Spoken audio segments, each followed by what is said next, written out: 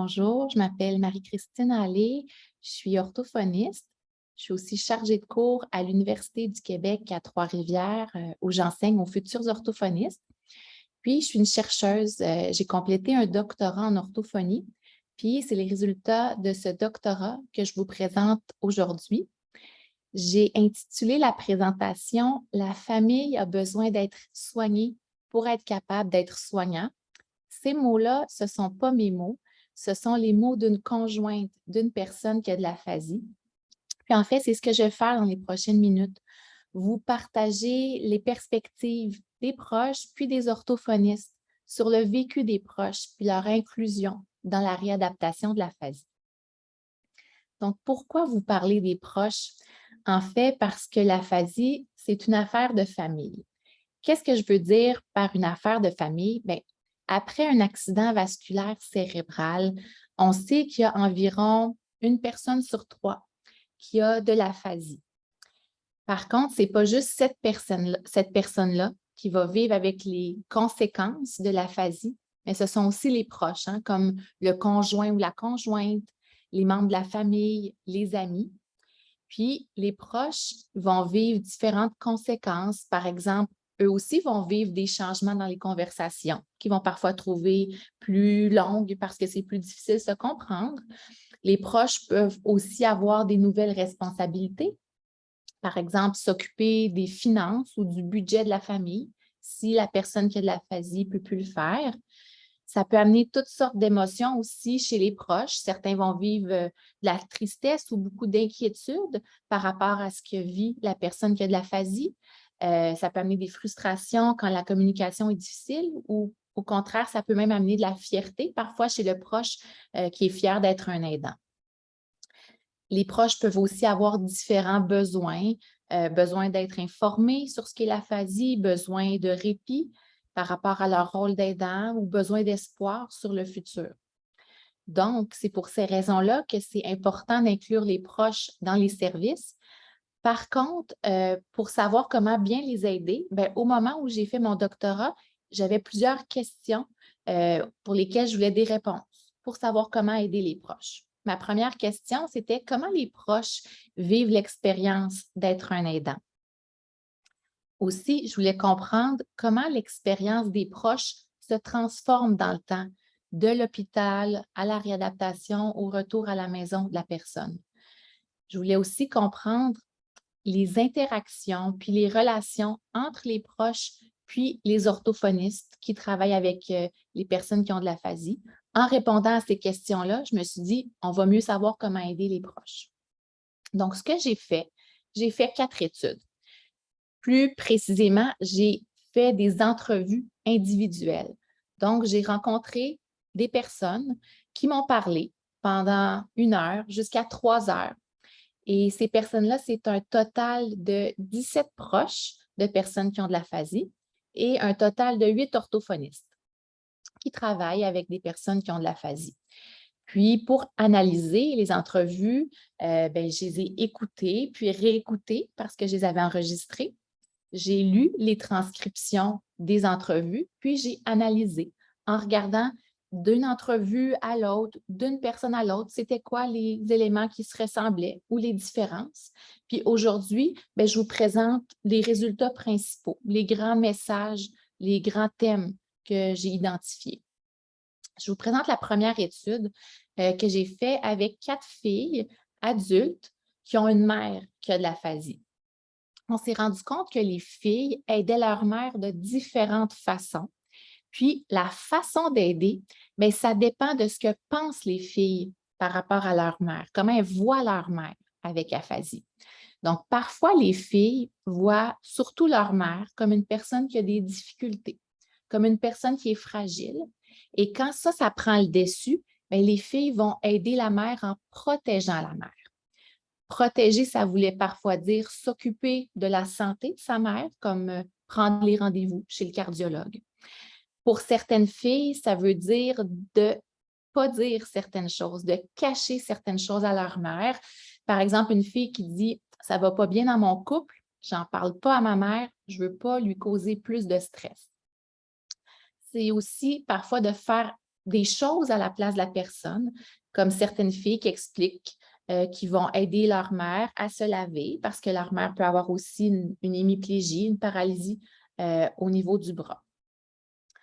Il y a des filles aussi qui vont voir leur mère comme une personne qui est capable, qui est compétente.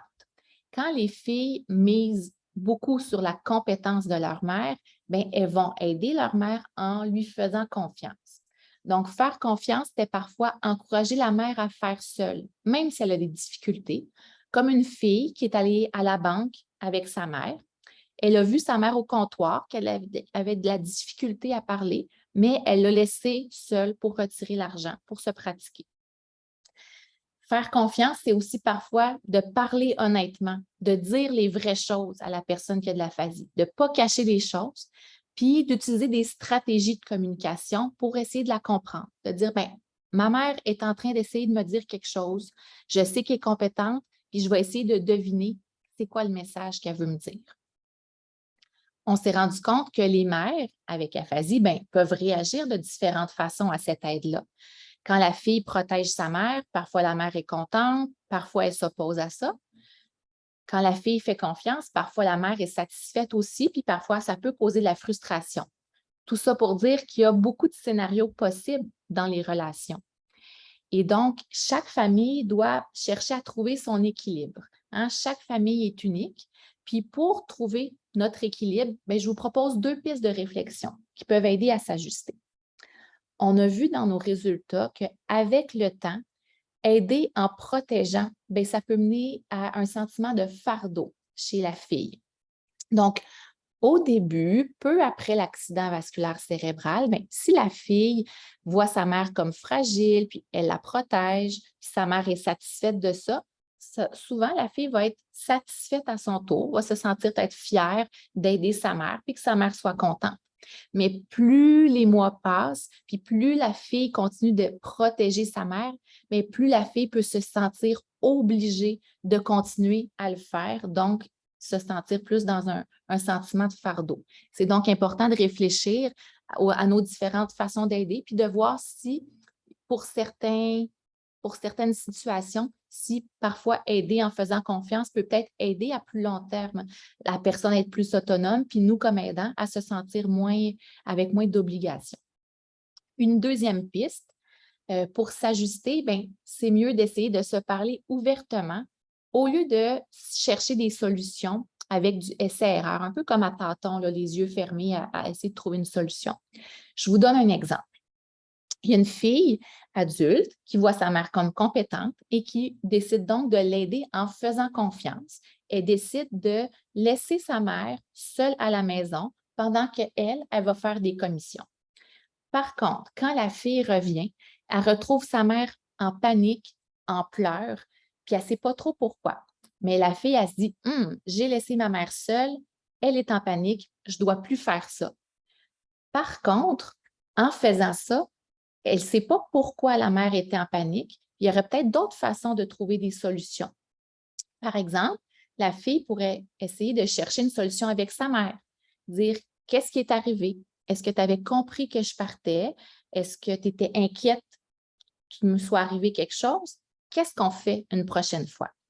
Donc, malgré l'aphasie, on peut essayer de parler pour trouver des solutions aussi dans nos façons d'aider. Je vous présente une deuxième étude faite aussi avec une fille adulte qui a une mère avec aphasie. Puis je vous présente cette étude-là un peu comme une histoire inspirante parce que c'est une relation d'aide qui est vécue positivement, un peu comme une recette qui aurait été réussie. Donc, dans ce cas-là, qu'est-ce qui nous dit que c'était réussi? Bien, la fille trouve qu'elle a retrouvé une relation avec sa mère, une relation comme avant l'aphasie, même une version améliorée. La fille, plus les mois passent, elle a une plus grande estime d'elle-même, se sent fière comme fille, comme aidante. Puis la mère, c'est une femme donc qui a de l'aphasie, qui dit environ 3 mots, qui se déplace en fauteuil roulant parce qu'elle a une paralysie pour tout un côté de son corps. Mais plus les mois passent, elle va quand même retourner vivre seule à la maison. Elle va faire son lavage seule. Elle va aussi faire ses courses seule. Donc, elle est de plus en plus indépendante. on a essayé de trouver c'est quoi les ingrédients clés qui pourraient expliquer cette relation-là qui est positive. Donc, premier ingrédient, c'est que la fille et la mère, toutes les deux, voient la mère comme une personne qui est compétente. Fait que les deux s'entendent, puis les deux vont agir dans la même direction en essayant d'aider la mère à montrer ses compétences, puis à être de plus en plus autonome. Puis ça rejoint le deuxième ingrédient, c'est que la fille, elle aide avec deux cibles, deux objectifs précis. D'abord, elle cherche à rendre sa mère heureuse. Par exemple, en continuant d'avoir des conversations avec elle, même si sa mère n'a pas beaucoup de mots, elle raconte qu'elle va l'appeler pendant 20 minutes, puis ils vont se parler avec les mots qu'elle a.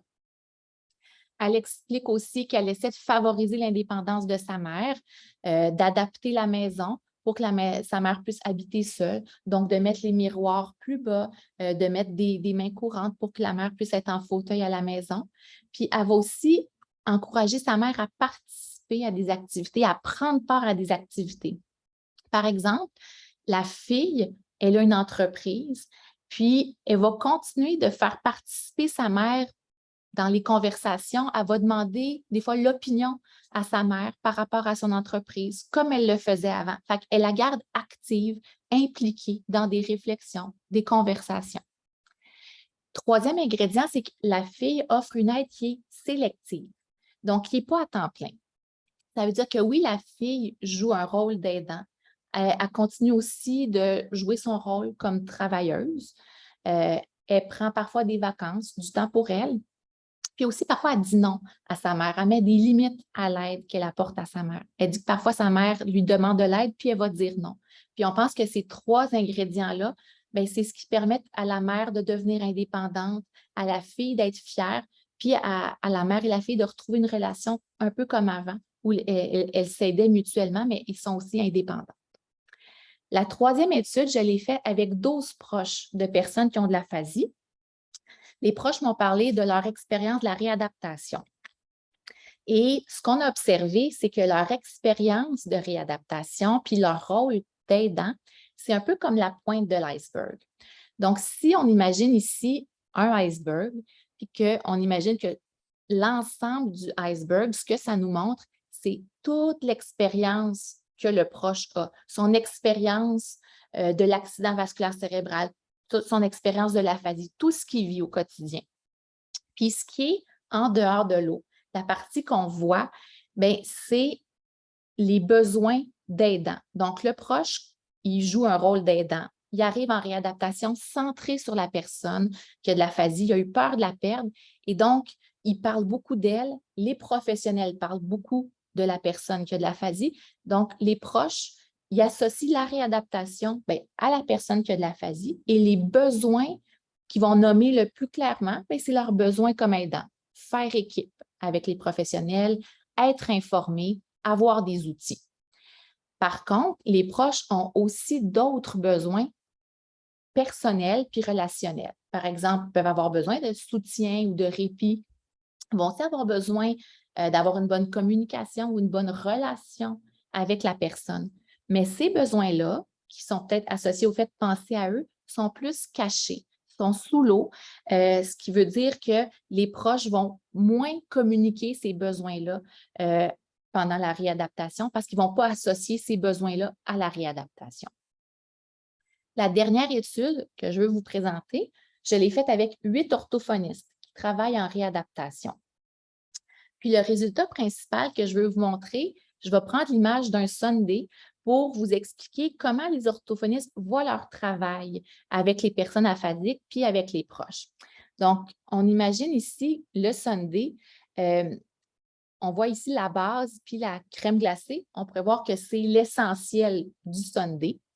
Un peu comme les orthophonistes vont dire que leur approche de base, c'est d'être centré sur la personne qui a de l'aphasie. Puis la cerise sur le Sunday, c'est comme le petit plus. Hein? Sur le Sunday, les orthophonistes considèrent que travailler avec les proches, c'est le petit plus. C'est un ajout qui est positif à leur travail avec la personne qui a l'aphasie.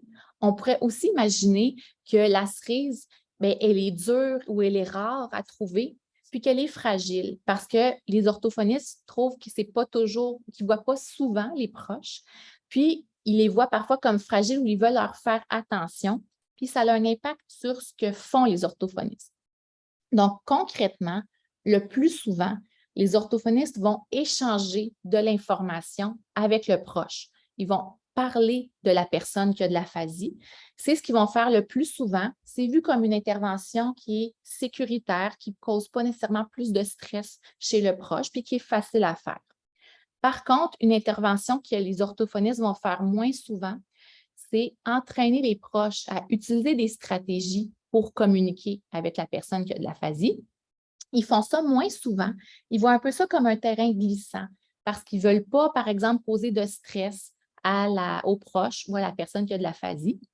Et donc, c'est fait à certaines conditions. Ce n'est pas fait souvent.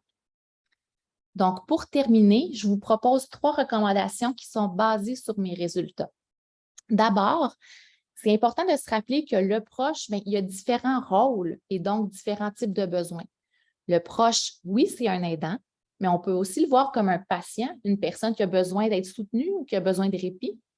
Puis on peut aussi le voir comme un membre de l'entourage, un membre de la famille, un interlocuteur qui est en relation avec la personne qui a de l'aphasie, donc qui a besoin de savoir comment communiquer ou d'avoir une bonne relation. Et ça veut dire que comme proche, bien, c'est important de se donner le droit d'avoir différents rôles. Et oui, se donner le droit d'être un aidant, mais de ne pas seulement être un aidant. Se donner le droit d'avoir besoin d'être aidé aussi pour d'autres besoins. Puis ça veut dire que comme professionnel aussi, on doit reconnaître le proche comme une personne qui a différents besoins puis différents rôles, pas juste un aidant. La deuxième recommandation, ça serait qu'on fasse tous équipe, les orthophonistes, les proches, les personnes qui ont de l'aphasie, pour reconnaître puis soutenir la compétence de la personne qui a de l'aphasie. Si on soutient cette compétence-là, on aide la personne à être autonome, à continuer à participer à ses activités. Puis, en même temps, bien, on peut aider aussi les familles à s'ajuster parce que le proche ne sera pas juste un aidant, parce que la personne qui a de l'aphasie va continuer à jouer d'autres rôles. Puis, comme famille, on peut peut-être mieux s'ajuster quand la personne aussi, on vise sa compétence. Ma dernière recommandation, bien, c'est l'importance d'utiliser la communication pour s'ajuster dans la relation. Avec l'aphasie, ça peut être parfois plus long ou plus difficile de se comprendre, mais c'est possible d'essayer de se parler pour continuer à s'ajuster dans la relation, s'ajuster dans l'aide qu'on va s'apporter aussi. Donc, de continuer de se parler des vraies choses pour aider à s'ajuster comme famille. Puis comme famille, ça se peut qu'on ait besoin d'aide pour savoir comment communiquer. Alors, on n'hésite pas, on peut aller chercher de l'aide auprès d'orthophonistes, auprès de la QPA ou du SAPA pour apprendre comment utiliser des stratégies de communication pour continuer de parler à la maison, pour s'ajuster comme famille. Puis les orthophonistes aussi, bien, je vous encourage aussi à ce qu'on continue d'offrir cette intervention-là qui est importante pour aider les familles à s'ajuster au quotidien. Donc, merci pour votre écoute et bien, au plaisir aussi de vous rencontrer en personne pour répondre à vos questions.